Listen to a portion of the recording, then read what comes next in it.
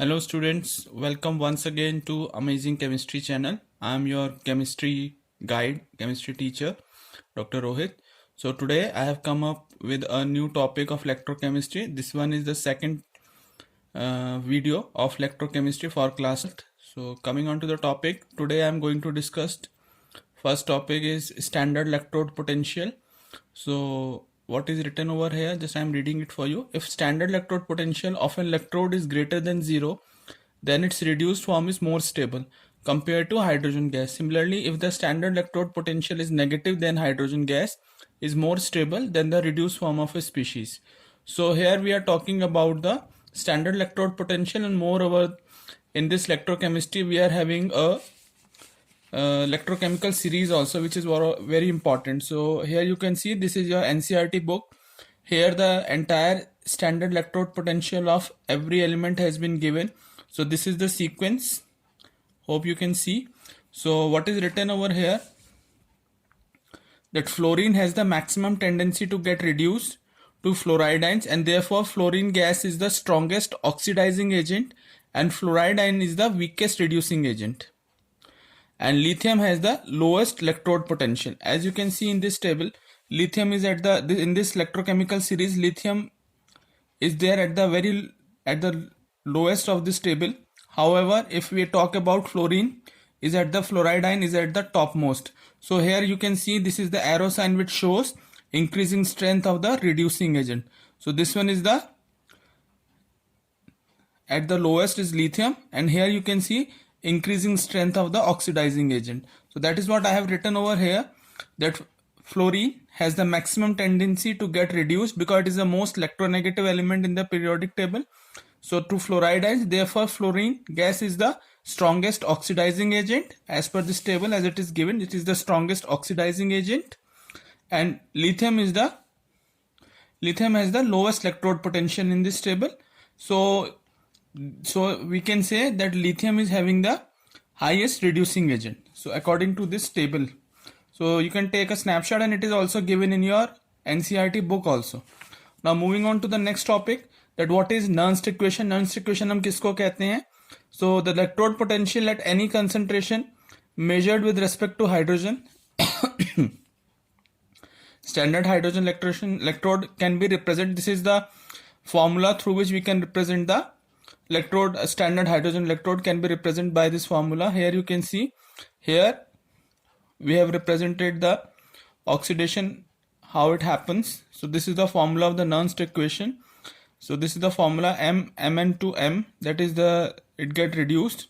Here there is oxidation, so minus RT upon NF. So this is basically the formula, and it was already defined that R is the gas constant, its value is 8.314, T is temperature, here N is number of moles, and F is Faraday's. So F is considered as a Faraday constant, its value is 96487 coulombs per mole, and T is temperature in Kelvin. Mn plus represent the concentration of the species. So here what is written over here, electrochemical cells and the Gibbs energy of a reaction. The reversible work done by a galvanic cell is equal to decrease in its Gibbs energy. Therefore, if the EMF of the cell is E, if we represent the EMF of the cell is E, and NF is the amount of charge passed through it, therefore delta G, there is a change in the Gibbs energy. So the formula would be delta G is equal to minus NF into E cell.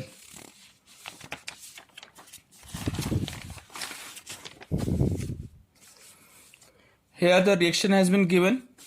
As you can see, zinc, it get oxidized to zinc 2 plus ions, and copper get reduced. So this is the formula. If the concentration of all the reacting species is unity, then delta G is equal to minus NFE. Okay. Thus from the measurement of the E cell, like the electrode potential of the cell, we can obtain an important thermodynamic quantity, that is the delta G negative. This is called as standard Gibbs energy, and the formula for the standard Gibbs energy, delta G negative minus RT in K. So now coming on to the next topic, that is what is conductance of electrolytic solution. The electrical resistance is represented by the symbol this one, and it is measured in, so the unit of the electrical conductance is ohm, which in terms of SI base unit is equal to kg meter square upon Siemens cube upon ampere square.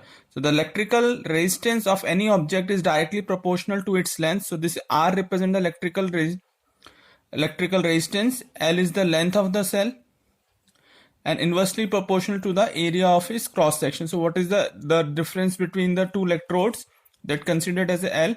So here rho is a constant. So when we remove the directly proportional symbol, so it becomes equal to R is equal to rho L upon A, where rho is constant of proportionality.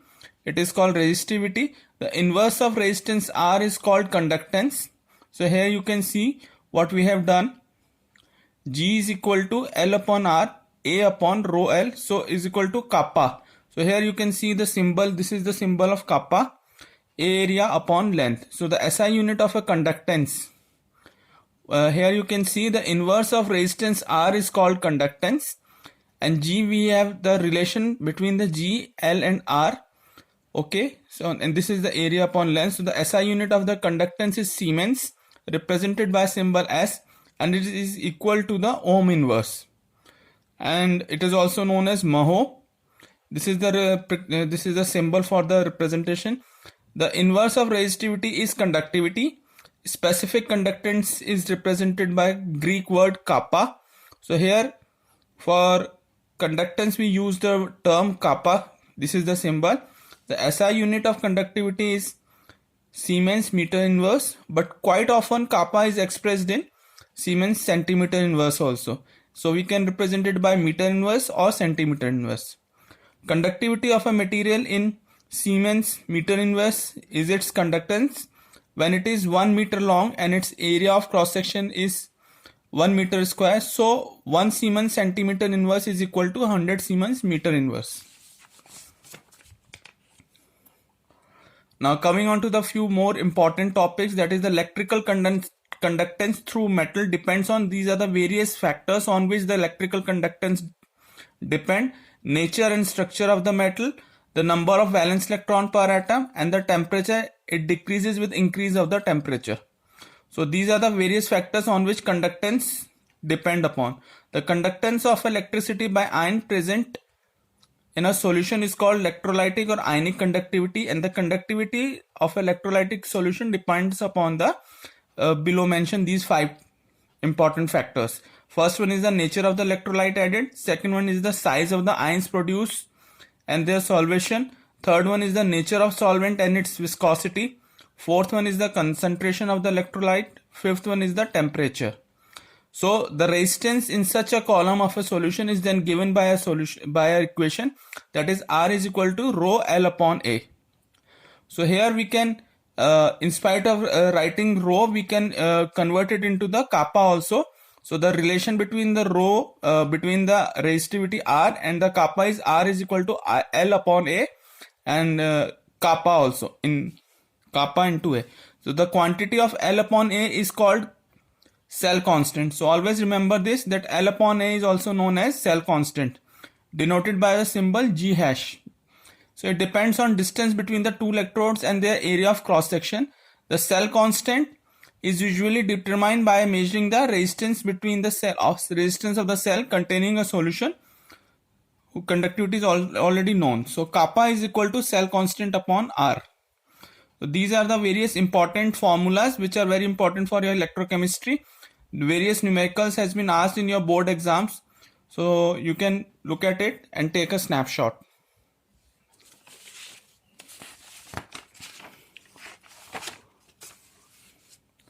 So jump on to the next few more important topics. Therefore, it becomes necessary to define a physically more meaningful quantity, that is molar conductivity.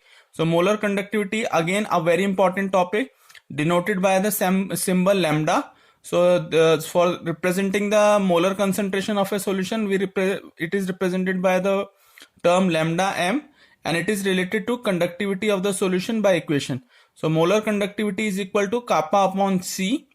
Here C is the concentration and kappa is expressed in Siemens meter inverse. So the formula, so the unit of a molar conductivity is Siemens meter square mole inverse, variation of conductivity and molar conductivity with concentration. Conductivity always decreases with, this is a very important point, you just focus on this, as the conductivity always decreases with the decrease in concentration, both for the strong and for the weak electrolyte also. So this is a very important point, you should write down on this, that conductivity is having a direct relationship with the concentration of the electrolyte, as the conductivity always decreases with the decrease in the concentration, because the number of ions per unit volume that carry current in a solution decreases on dilution. Here is the formula, G is equal to kappa A upon L. So the molar conductivity of a solution at a given concentration is conductance of a volume V of a solution containing 1 mole of electrolyte kept between two electrodes with cross section area A and distance of the unit length. Here this is the formula of a molar conductivity and the relationship between molar conductivity kappa A upon L. If L is equal to unity 1, that is 1, and A is equal to V, then our formula will be lambda. This is your molar conductivity is equal to kappa into V. So last we can say that molar conductivity increases with decrease in concentration. This is because the total volume V of a solution containing 1 mole of electrolyte also increases. So it has been found decrease in kappa on dilution of solution is more than compensated by an increase in volume. So lambda m, that is your conductivity, defined as a conductance of electrolytic solution kept between two electrodes of a conductivity cell at unit distance but having cross section large enough to accommodate the sufficient volume containing 1 mole electrolyte. So this is the definition of a molar conductivity. So you can take a snapshot. So this is a very brief about the Nernst equation, about molar conductivity, about resistance, resistivity. Hope you guys understand. Just it will help you a lot. Go through these notes once again. You can take a snapshot of the entire video.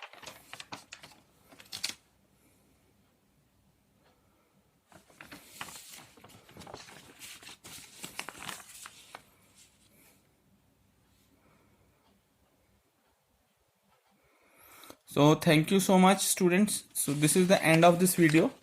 I hope you guys must have learned. If you have gained some knowledge with this video, please like and share this video with your friends and do subscribe my channel. Thank you so much.